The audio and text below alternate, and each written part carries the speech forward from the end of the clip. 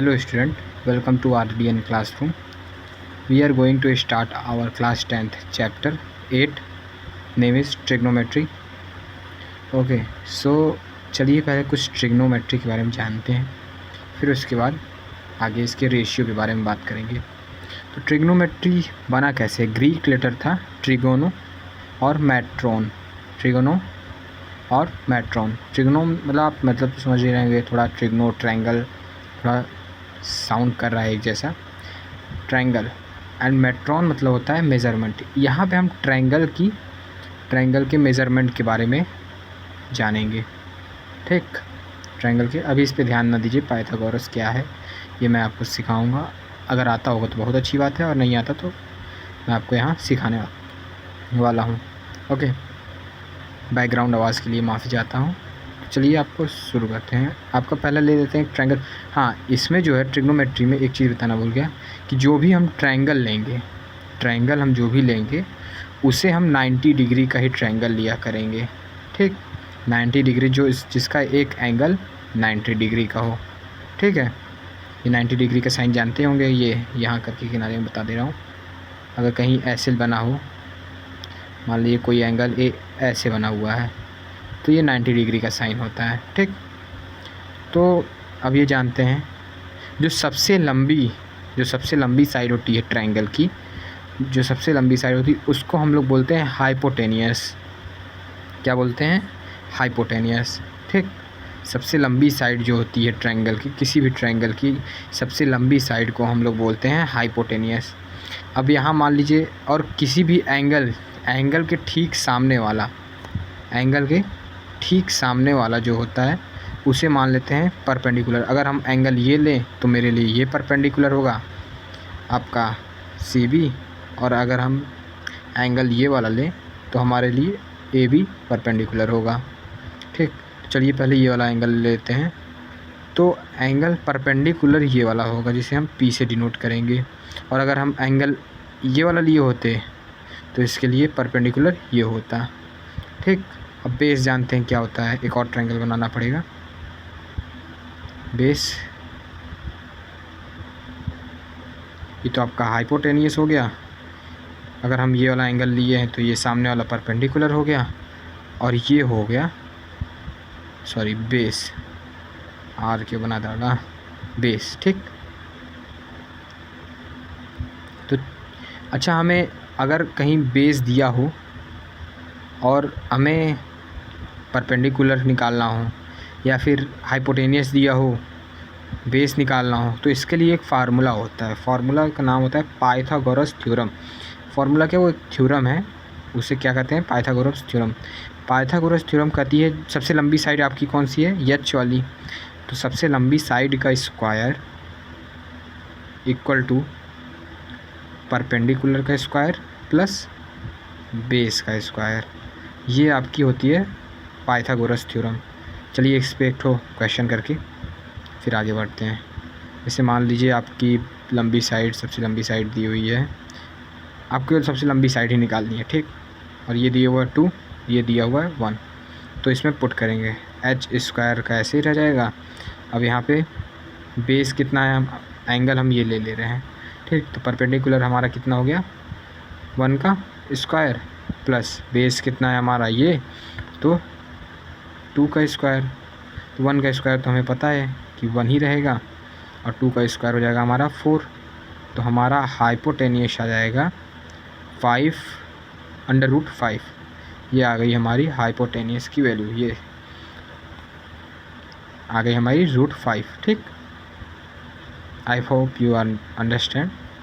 अगर आप कोई भी दिक्कत हो तो आप हमें ज़रूर बताइएगा, और वीडियो अच्छी लगे तो लाइक ज़रूर करिएगा।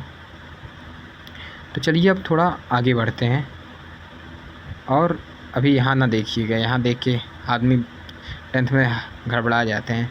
लेकिन हाँ, अगर इसे आप अच्छे से अभी पढ़ लिए तो आने वाले 10th 11 12 में, 10th में तो काम करेगा ही, 11 12 तक आपका ट्रिग्नोमेट्री तो पीछा छोड़ने वाला नहीं है। तो अभी अगर पढ़े रहेंगे तो आने वाले समय में आपका बहुत ही फ़ायदा होगा। अब चलिए इसको निकालते हैं हम। रेशियो क्या होता है? रेशियो मतलब पहले जानिए। मान लीजिए मैं एक आदमी है जिसके पास 20 रुपये है आज और कल 10 रुपये था, तो इसका पूरा टोटल रेशियो पूछा गया, तो 2:1 हो जाएगा। ठीक, 2:1 हो जाएगा ना, तो वही होता है रेशियो। अब इसका रेशियो निकालते हैं हम लोग। एक ट्रायंगल बनाते हैं और इस ट्रायंगल में हमें तो पता है ये हाइपोटेन्यूस होती है। अगर ये एंगल लिए हैं तो ये बेस हो जाएगी, और इस एंगल के ठीक सामने वाले को हम क्या कहते हैं, आपका परपेंडिकुलर। अच्छा, ये अकेला इसका भी नाम दे दें थीटा। जैसे एक्स को हम लोग देते थे, डिनोट करते थे, अगर एक्स कहीं लिखा रहे तो 1 2 3 -1 -2 ये सब को डिनोट करता था ना, वैसे ही थीटा जो है एंगल को डिनोट करने के लिए लगाया गया है। 6 डिग्री, 45 डिग्री, 120 डिग्री, तो ये सारे थीटा को डिनोट, मतलब सारे एंगल को डिनोट करने के लिए एक एंगल, एक मतलब मान लीजिए वेरिएबल थीटा मान लिए, इसको यहाँ लिख दिए। ठीक, अब थीटा के ठीक सामने वाला क्या है, परपेंडिकुलर होता है, और थीटा के बगल वाला क्या होता है, बेस होता है। और सबसे लंबी साइड वो तो हमेशा आपकी क्या रहेगी, आपकी हमेशा वो तो हाइपोटेन्यूस रहने ही वाली। चलिए अच्छा, इन सब का रेशियो निकालते हैं। एक क्या बन सकता है हमारा, पी रेशियो एच बन सकता है।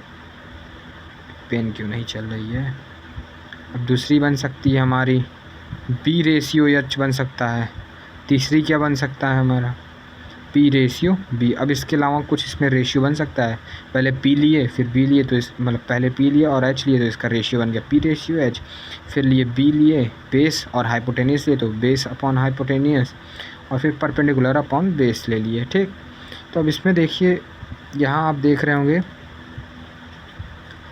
साइन, कोसाइन, ये होते हैं रेशियो को डिनोट करने के लिए ऐसे नंबर, मतलब नंबर ना नाम दिया गया है एक। ठीक, और इन रेशियो का बहुत ही ज़्यादा इम्पोर्टेंस है आपकी अभी क्लास में और आने वाली क्लास में। अब साइन है तो इसको हम ऐसे साइन, शॉर्ट फॉर्म में साइन और थीटा से डिनोट करते हैं।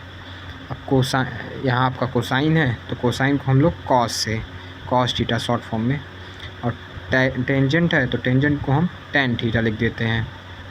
और जैसे आपका कोसिकेंट है तो इसको हम कॉसेक लिख देते हैं, और सीकेंट है तो सेक लिख देते हैं, और कॉट है, कॉट टेंजेंट है तो इसे हम कॉट लिख देते हैं। ठीक, अब देखिए परपेंडिकुलर हाइपोटेनियस, ये साइन की वैल्यू होती है, इसको आपको थोड़ा रटंत विद्या लगानी होगी। और फिर बेस अपॉन हाइपोटेनियस क्या होता है, ये आपको कॉस का होता है, और परपेंडिकुलर बेस जो होता है, परपेंडिकुलर अपॉन बेस में ये होता है आपका 10 का।